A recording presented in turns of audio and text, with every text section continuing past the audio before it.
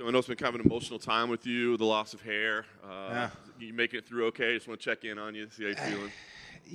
Yeah, it's well, the problem was like when I started camp, like really started sparring, my bangs were so in my face I had to cut them, so I had to make some bigger cuts because we couldn't do the Patrick Swayze. It wasn't going to work. So like I was telling my wife, I was like, I'm almost 40 and I still have it. I lived the first 30-something years of my life with a buzzed head, so we might as well at least show it a little respect. It's still here. It's time to flaunt it a little bit. Yeah, exactly. Yeah. Talk about the situation here. Obviously, you've been in this game for as long as anybody. Replacement opponents, changes a week out. Does any of that stuff even impact you anymore? No, not really. Yeah, I was actually just talking to some of my coaches a few weeks, like even prior to Mowgli pulling out. That like I have like 4 kind of goals in camp, and they're ranked. And it's like number 1 is stay healthy. Like I need to get to the fight in order to fight. So it's like stay healthy, be in shape, be sharp and prepared to fight my fight. And then at the bottom is prepare for a specific opponent, because time and time again, fighters get hurt, leading up to fights, or at least that's what they tell me, So, So I just focus on being the best version of myself that I can be in the time that I'm allotted, and whatever happens, and it's just the way it goes. Like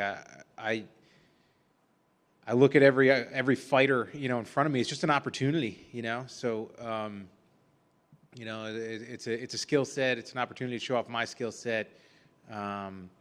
Which means coming in on a week and a half. Like I'm appreciative that Alex stepped up. It's a tough game. We play, and sometimes you got to do stuff like take fights on a week and a half notice, and it's ballsy, and I like it and I appreciate it, and I'm excited for Saturday night. Do you stress at all between the fight falling out and getting another opponent? Does that bother am I going to waste this whole training camp, or does that even just roll off you? For me it's the opportunities. I had the option of waiting and just kind of rescheduling the fight, and that's I'm not about that. I said I wanted to get to UFC 300. I'm pretty certain at this point that my body can make it, barring something catastrophic. I've said that if I make it there, I want it to be my last UFC fight, and I'm pretty good with that, but I don't want it to be like one more fight in between. I would like UFC 300 to be my 45th UFC fight. So that means I fight Saturday, fight in July, then maybe November, March, and then July again, which is a good pace. The pace that I like to fight, that'll give me 3 fights this year, and then 2, next year, and I would be 100% content with that. But yeah, I'm not waiting for anybody. Maybe if it was like a legacy fight, right? Like maybe if it's one of those huge fights that's either going to put a lot more money in my bank account or actually do something for my legacy. But and that's nothing against Mowgli, but it's a fight that's like he's a dangerous dude, but so is everybody else. So. I just wanted to fight, because I did have a long camp for this one. It was actually the longest I've ever had before a fight. It was like almost 4 months notice that I had for this one. It was like I fought in 3 main events and I didn't get that much time, So it brings the average up maybe to the typical 8 weeks, right? Because there's been quite a few that were 2 weeks. So I put that date on the calendar, and I need to get there. Yeah.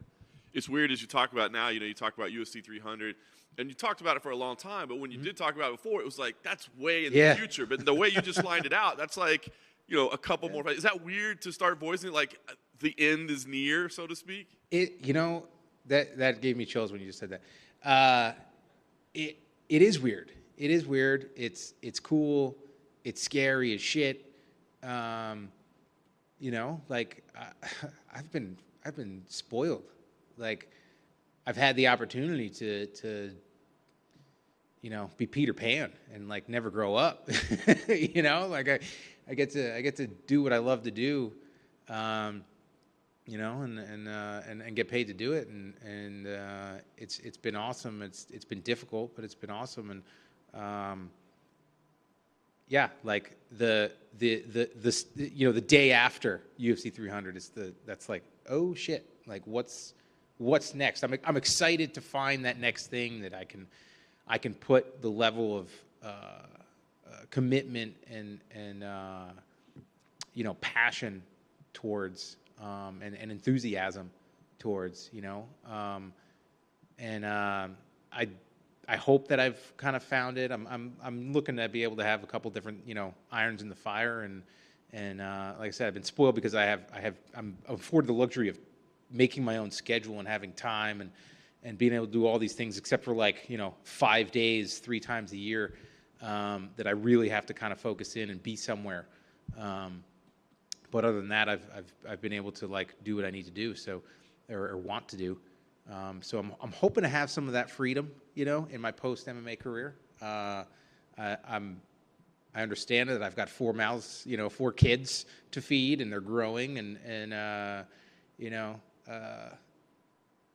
I might have to make some sacrifices, but I'm hoping to not have to wear a suit and tie. Yeah, I don't think unless I want to.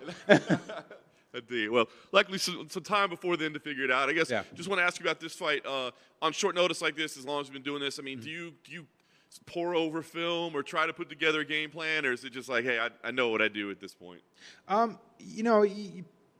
My coaches dive in pretty deep. I mean, hell, my Muay Thai coach Amr, he's like, before we even had an opponent, Sean said, he's like, you might have to pull somebody new in. He's like, so Amr's like, I'm going to start looking at everybody in the Contender Series, and I was like, dude, just pump the brakes a little bit, like what are you doing? So they really dive in, and they give me a couple insights, for camp. Like in my mind's eye, I just want to be focused on my game plan and have those couple little things that we've worked on, and but like I've seen Alex fight. He's been around long enough, and I watched a little tape on him, and like I only need a couple things. And the thing is we're professionals, and I don't expect him to show up as the same guy he was 6 months ago, because I know for a fact that like I'm going to throw out new stuff. Like if I have the opportunity, this old dog has plenty of tricks that people haven't seen, and I've made the mistake in the past of doing that, early on in my UFC career, and I've learned the lesson through watching some of my peers do that, where they prepare for somebody, months ago, and the guy changes, and I prepare to strike against the best strikers in the world, grapple against the best grapplers in the world, and push myself against the best athletes in the world, and that's what I'm going to do on Saturday night. And when he can't keep up in one of those areas, I'm going to capitalize. Dig it. Last thing for me, kind of laid out the schedule, how you hope to see it all go. I guess between now and UFC 300, are there any names you hope to see or cities you hope to fight in? Or are there any things between now and 300 you hope to accomplish? It would be cool to fight closer to home, maybe one more time. I really don't care where I fight. Sometimes the international stuff's a little bit of a pain in the ass. Just dealing with time zones and all that stuff. But it would be cool to have, my family be a little bit closer, and everybody get to come to a fight. The thing is I don't really like the New York Commission, and that seems to be where they're going. So maybe we'll just scrap that one. Name-wise, I'd like to fight, another big name or two. I'm really intrigued. I don't know if I know that Damian was looking for another fight before he hangs him up. I really enjoyed fighting at 170s, and I've got a ton of respect for Maya, and that's a fight that, like, man, like that gets me pumped up. I know it's a super difficult challenge. He's fought my brother at 185. So he's a big dude. One of the best grapplers ever. But that's a cool fight to me, and I mean, other than that, like, yeah, there's a couple other names, like, I mean, a Matt Brown fight would be awesome. It would take a lot at 55, although, if I can perform well, it'd be, and I have a good night on Saturday, four wins in a row. If it's my way, it's another finish. I would love to fight Justin Gaethje too, just because, like, it's a fight that we're both going to be walking funny the next day. Dustin out-violenced a lot of guys, but I don't remember him out-violencing me. I think I was very close to out-violencing him. He's the guy that had to go to the hospital and they threatened to cut his leg open, for crying out loud, which is the most obscene thing I've ever heard, to bring down the swelling. But a fight with Justin would be that'd be awesome. But I know he's what, 3, so it's like it's kind of a pipe dream. Sorry to interrupt you. I just wanted to ask, I know you've talked a lot about this plan, UFC 300 and who you'd like to fight and it being your 45th. Have you thought about what happens if that doesn't happen?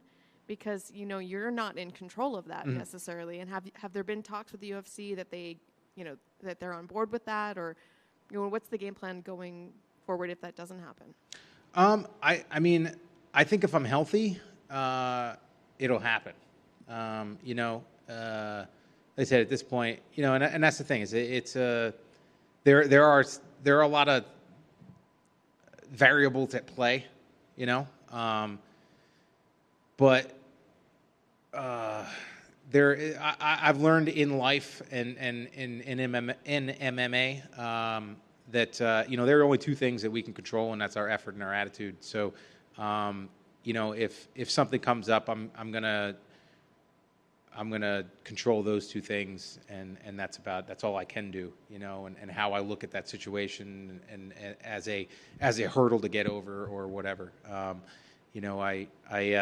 kind of let stuff just roll off my back. I'm not the type that gets too wound up in things. So if unfortunately it doesn't happen, okay, at this point I have 40 fights in the UFC, and whether that ends up being the record or somebody surpasses it, again, that's not up to me.